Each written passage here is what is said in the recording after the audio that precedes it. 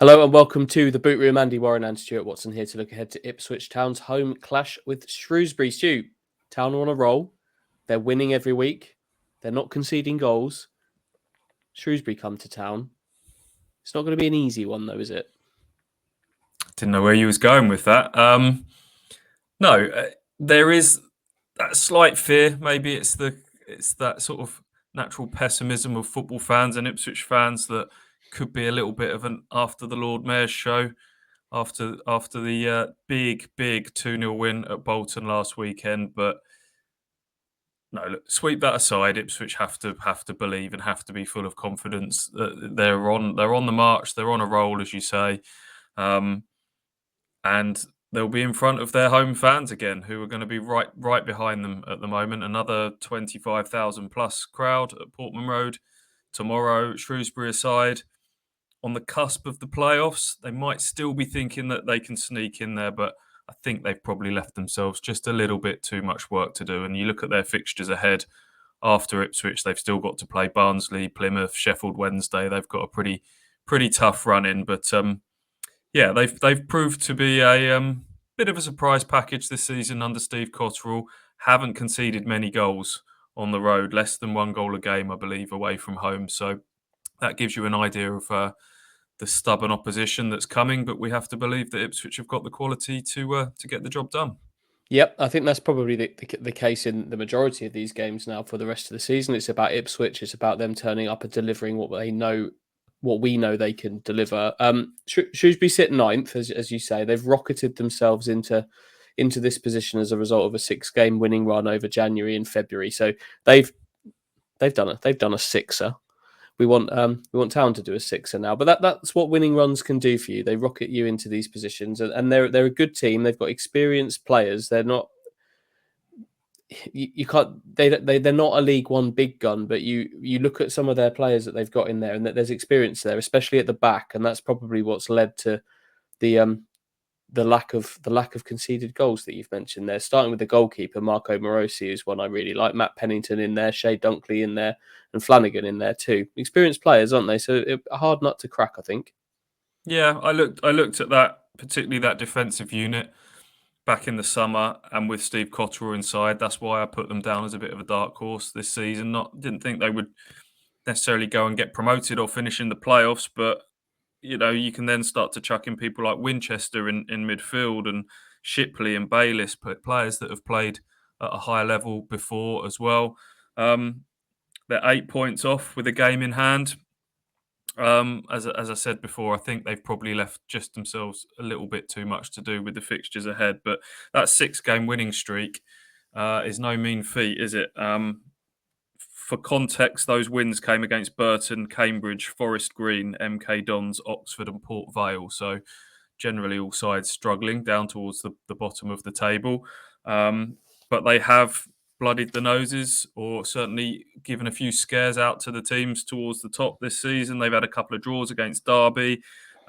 Peterborough needed a late goal to beat them. Plymouth needed to come from behind and score 2 late goals to beat them. Sheffield Wednesday, as Sheffield Wednesday do, beat them 1-0, but were made to work hard for that one. So, this is a tricky fixture that I think I don't see the players, and certainly Kieran McKenna, falling into a trap of getting a bit complacent with this one. I think the fans shouldn't be turning up just expecting this to be a walk in the park. They might need to play their part in helping Ipswich keep this momentum going.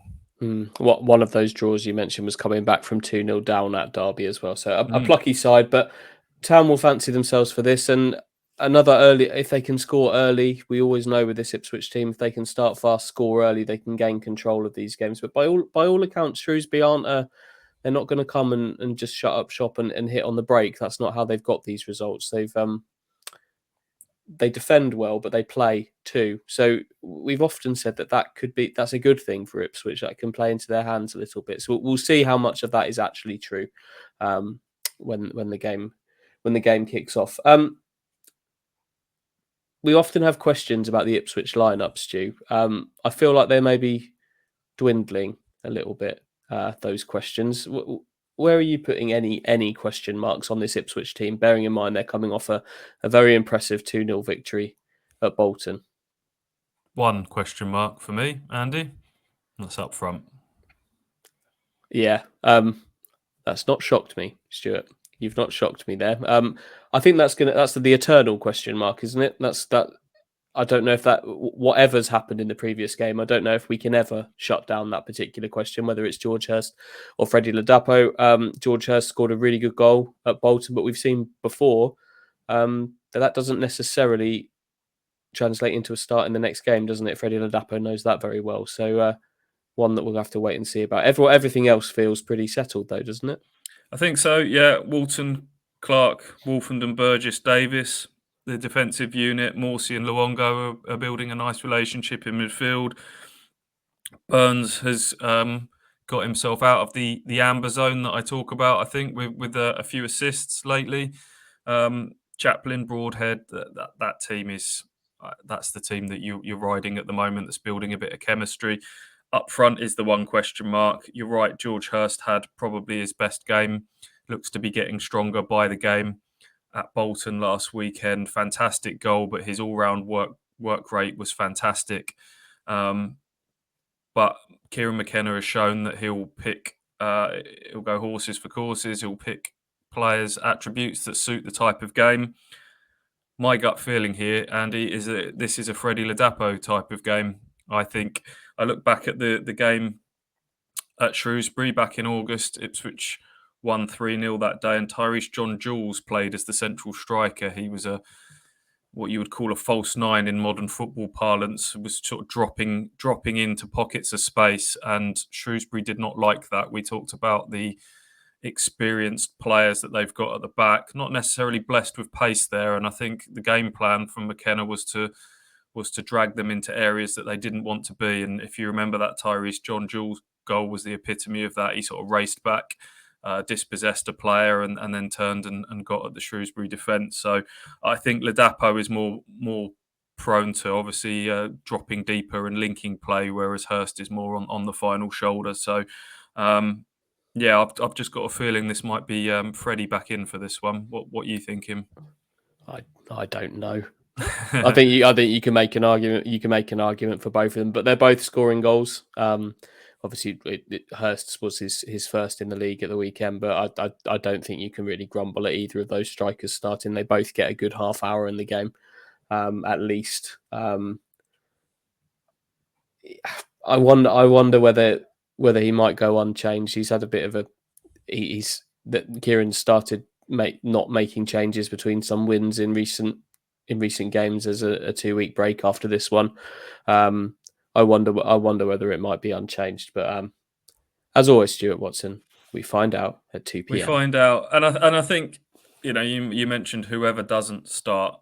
I think subs could have a big role to play in this game, in particular if Shrewsbury are going to be the stubborn opposition that we think they will be and don't concede many goals. This might be one of those days where Ipswich don't get the fast start and might have to work a little bit harder for this and maybe have to show a bit of patience. And maybe that's where one of the strikers who has to step off the bench, or whether it's a Jackson or a Harness or a Kyle Edwards, this is where the squad depth and strength might come to the fore in these sort of games, because during this winning run, it has been good fast starts and early goals, and there haven't been the atmosphere hasn't been allowed to kind of simmer and get edgy.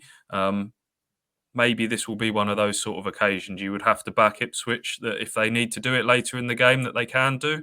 My gut feeling is it might be one of those type of games. I hope it's a fast start, but it wouldn't be the end of the world if Ipswich could come through one of those type of tests where they have to be patient and work hard for it. That might be just proof to them that they can win those type of games as well as the fast start ones. Well, nothing's going to come easy over these 10 games to the end of the season, are they? This isn't going to be a procession for Ipswich. There's going to be some hard work in there. We know about the away games at Barnsley and Derby. They're the tough ones on paper, but the others are going to provide their challenges, aren't they? They're going to have to come over all kinds of hurdles if they're going to make up the albeit quite small gap to Plymouth over these coming games. The good thing is, I think they've started showing all sides of their games in their game in the recent matches, particularly at Bolton. I thought you saw quite a few different sides to Ipswich. They've got it in their arsenal, and they're going to have to use it, and it may just be a stubborn Shrewsbury side that force them to dig deep in the bag and get out a different club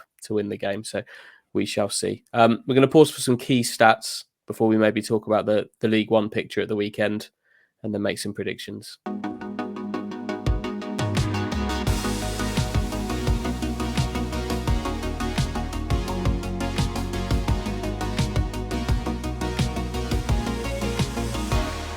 Okay, 2 points the gap to Plymouth going into this one. They are, however, at home to Forest Green Rovers this weekend, a team that aren't having things particularly easy. You should really probably clock that one up as a Plymouth victory with their exceptional home record. It would be a major, major surprise if they drop any points. So this might be if Ipswich can get the win, this would kind of be an as you were weekend, and then you look at Barnsley going to Wickham. So it'll be interesting how the picture looks come 5 o'clock. Yeah, that's an absolute gimme for Plymouth, isn't it? Having seen what Forest Green Rovers look like at Portman Road recently, and their record at home park. So yeah, I think the pressure of this weekend is just for Ipswich to keep pace. We mentioned obviously it was a club record 6 clean sheets in a row. I was looking back through it. I'm pretty sure we're going back to the 1980-81 season for the last time Ipswich won 6 league games in a row. That was fresh off the back of the 4-1 win at St Etienne in the UEFA Cup. So that tells you how rare a feat it is to win 6 league games in a row. So big challenge for Ipswich Town this weekend. But I can't say anything other than an Ipswich win at the moment. I would feel wrong doing so. Potential banana skin, but I have to back Ipswich the way they're playing at the moment and the way things are coming together. You know the question. What's the number? It's between a 1-0 and a 2-0, but I'll go towards the 2. But I think the goals might be a bit more of a second half situation. I think the clean sheet record might end. I'm going to go a 2-1 Ipswich win, but I think they'll keep on rolling and then go into a 2-week break to take stock and recharge the batteries a little bit ahead of 9 huge games.